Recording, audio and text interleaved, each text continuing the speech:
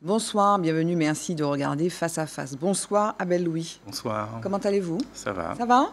Merci d'être à nouveau avec nous sur ce plateau. Vous êtes historien, vous êtes docteur en histoire moderne et vos recherches portent notamment sur les élites sociales, les libres de couleur, sur une période particulière. C'est la période de 1660-1848, globalement, c'est le 17e, jusqu'à l'abolition. Jusqu'à l'abolition de l'esclavage. Voilà. Et alors, aujourd'hui, je voulais vous voir, parce que je suis tombée sur votre livre, ce petit livre. Alors, vous en avez écrit plein, notamment Les libres de couleur en Martinique, en 3 tomes, Marchands et négociants de couleur à Saint-Pierre. C'est important de le dire, ça, parce que dans ce livre, on voit des choses qui sont, dans le livre qu'on va commenter, il y a des choses qui sont liées à cette fameuse histoire des marchands et négociants à Saint-Pierre. Vous avez écrit un ouvrage sur Jean Vielité. Qui était Jean Vielité? C'était le premier député qui a siégé dans une assemblée parlementaire française à l'époque de la Convention nationale. Les bourgeoisies en Martinique, le livret sélecteur en Martinique, peut-être qu'on va faire une émission spécifique sur le livret sélecteur, un de ces 4, le monde du négoce à Saint-Pierre sous la monarchie de Juillet, et entre autres. C'est pas exhaustif. Et donc, le goût de l'ivresse en Martinique, le vin des élites, l'élite des vins 1880-1910. Oui. Comment Vraiment surprenant, donc très documenté. D'où vient l'idée de faire un ouvrage? Alors, il y a plusieurs choses. Il y a l'ivresse, donc il y a le vin, et il y a les élites. Et puis, il y a la période aussi. La période qui est un petit peu au-delà, d'ailleurs, de la période dont on parlait tout à l'heure, 17e abolition. D'où vient l'idée de cet ouvrage, qui est sorti en 2024? Donc l'idée, c'est le cheminement à travers plusieurs ouvrages, depuis Marchands et négociants, 2015. Donc j'ai abordé dans tout ce que possédaient les marchands, les négociants, surtout de couleur, mais aussi parfois blancs. Ensuite, ce qu'ils avaient, éventuellement des caves à vin. Et donc, quand ce n'était pas indiqué, en tout cas par le biais de la verrerie, on savait qu'ils consommaient du vin de Bordeaux, principalement, et puis ensuite le champagne qui arrive à partir de la Restauration, voilà. Oui. Et alors, donc, il y a plusieurs... Alors, on parle du vin, mais il n'est pas question que du vin, d'ailleurs. On parle aussi du rhum, on parle du tafia. Oui. Et alors, qu'est-ce qui caractérise le goût de l'ivresse en Martinique? Est-ce qu'il y a des périodes? Oui, il y en a. De toute façon, à partir du moment où on a introduit le vin en Martinique avec l'arrivée des premiers colons au XVIIe siècle, donc il sera consommé par ces colons blancs, et ça sert de lien, effectivement, avec la métropole, d'où viennent d'ailleurs ces colons, donc aussi bien au niveau géographique qu'au niveau social et culturel. Donc ce vin va servir de fil conducteur aux élites sociales qui prennent on va dire le pouvoir, entre guillemets, par le biais du foncier en Martinique. Et donc elles vont développer ce goût du vin qu'elles ont déjà connu bien avant en métropole et qu'elles vont faire perdurer en Martinique. Et puis, effectivement, avec la création des habitations sucreries et l'apparition, effectivement, de ce qu'on appelle le tafia, mais en fait, qui sera précédé un petit peu par ce qu'on appelle le brûle-ventre, le kill devil chez les Anglais. Donc, on va voir se mettre en place, effectivement, une production locale de tafia et ensuite de rhum, qui va progressivement s'orienter vers un rhum de qualité et vers... avant ce qui va devenir ensuite la AOC Martinique. Mais du coup, comme la période est postérieure à 1848, là c'est 1880-1910, qui sont les négociants? Donc ce sont des gens de Saint-Pierre exclusivement, et de quelle classe sont... Enfin, c'est des colons, c'est des libres de couleur, c'est qui? Alors, des anciens libres de couleur? Les négociants sont surtout blancs, mais effectivement, à partir de bien avant l'abolition de l'esclavage, ils sont aussi de couleur, puisque ceux qui ont réussi se sont élevés dans la société coloniale, esclavagiste, et certains, effectivement, libres de couleur, métissés en général, sont aussi devenus négociants. Voilà. Vous avez un intérêt aussi pour ce qu'on appelle la culture matérielle. La culture matérielle, c'est d'ailleurs la recherche sur la culture matérielle est assez récente, non? Alors, récente en Martinique, sans doute. Ça va avoir notamment avec la consommation? Oui, en fait, c'est tout ce qui se trouvait dans les intérieurs ruraux et urbains.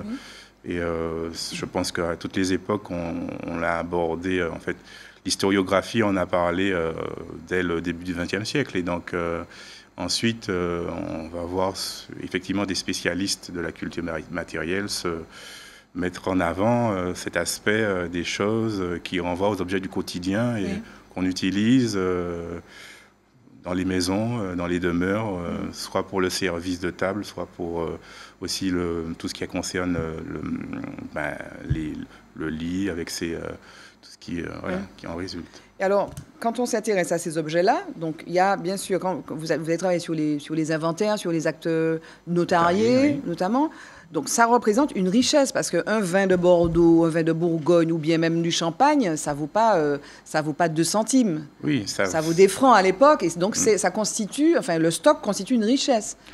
Ah oui, puisqu'on a pu retrouver dans certains intérieurs, dans certaines caves à vin de ces élites, plus de milliers de bouteilles, parfois vides. Donc ça veut dire que la consommation était régulière. Et chez un individu très connu à la fin du XIXe siècle, monsieur Eugène Eustache, qui possédait, je dirais, toute la partie nord-atlantique de la Martinique, quasiment, avec ses habitations sucreries, et son beau-fils Émile Bougenot, donc M. Eugène Eustache va posséder plus de 2000 bouteilles de vin et d'alcool dans ces 2 caves, puisqu'il en avait 2 à Trinité, sur son habitation. Et alors, donc, parce que le goût de livre à Saint-Martinique, il y a aussi donc, l'histoire aussi du rapport à l'alcool. Parce que c'est un élément de distinction sociale, mais bon, il y a quand même l'alcool, même si à l'époque on s'en préoccupe pas tellement, mais bon, les gens sont sous, quoi. Enfin, si on boit trop d'alcool, on peut être sous, non? Oui, tout à fait. Et puis, en fait... Et donc le rapport à l'ivresse a évolué finalement aussi? Vous avez mesuré ça? J'ai tenté de le mesurer parce que c'est pas évident, puisqu'on n'a pas...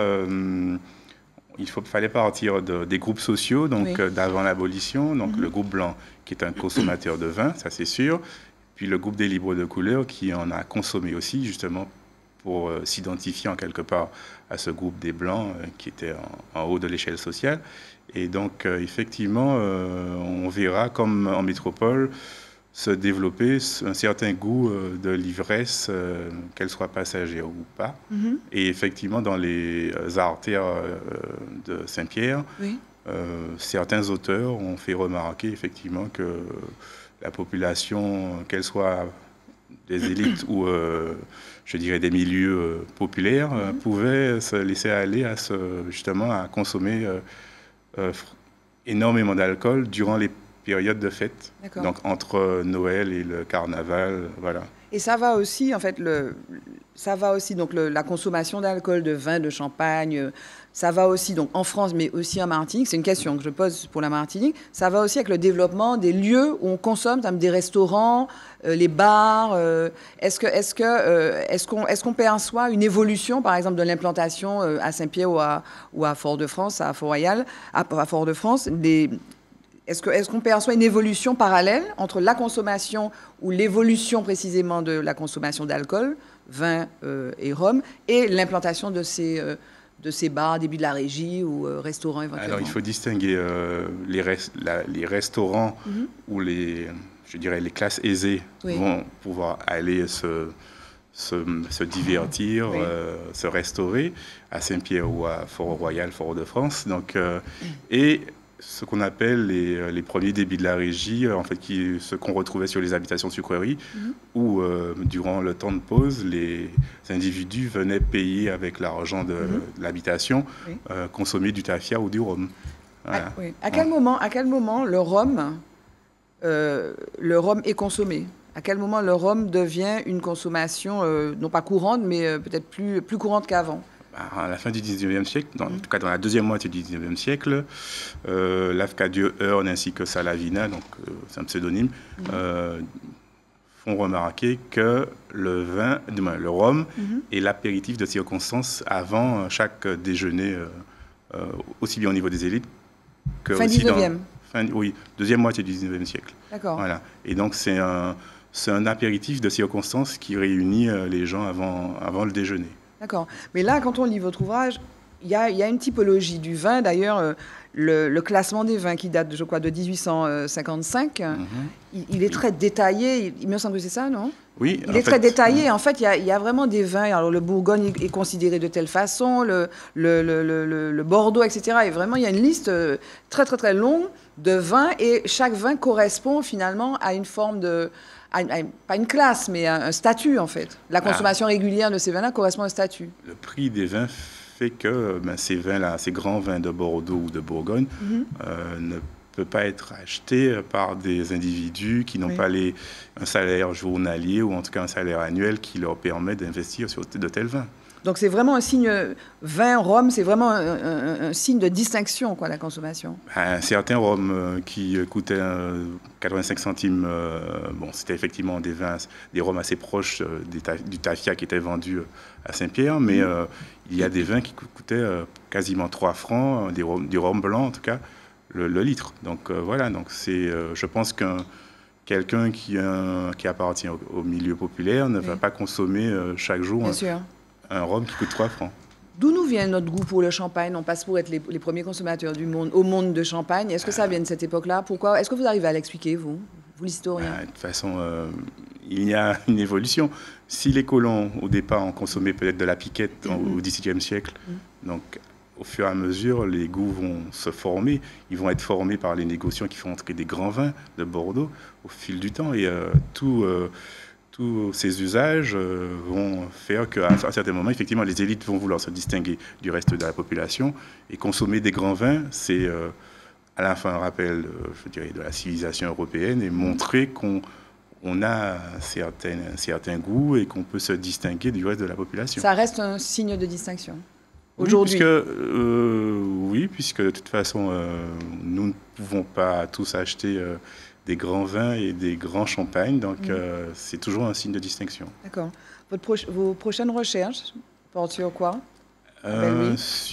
Toujours dans la culture matérielle, sur un individu qui a été maire du Vauclin. Oui. Voilà, et qui a laissé une trace. J'ai l'impression qu'on l'a oublié aussi dans l'histoire de la Martinique. Il s'appelle Louis Landa. Louis-Joseph Landa. Voilà, maire du Vauclin. D'accord. Et vous vous intéressez à comme ça? Juste à sa culture matérielle, je ne dirais pas son histoire politique, mais juste ce qu'il possédait. Et on apprend qu'il était le seul métis à posséder une usine centrale à l'époque, au début du XXe siècle. D'accord. Voilà. Merci beaucoup, Abel Louis. Merci d'être venu sur le plateau de Face à Face. Merci à vous de nous avoir suivis. Je vous retrouve pour un prochain Face à Face sur ATV. Bye bye, à bientôt.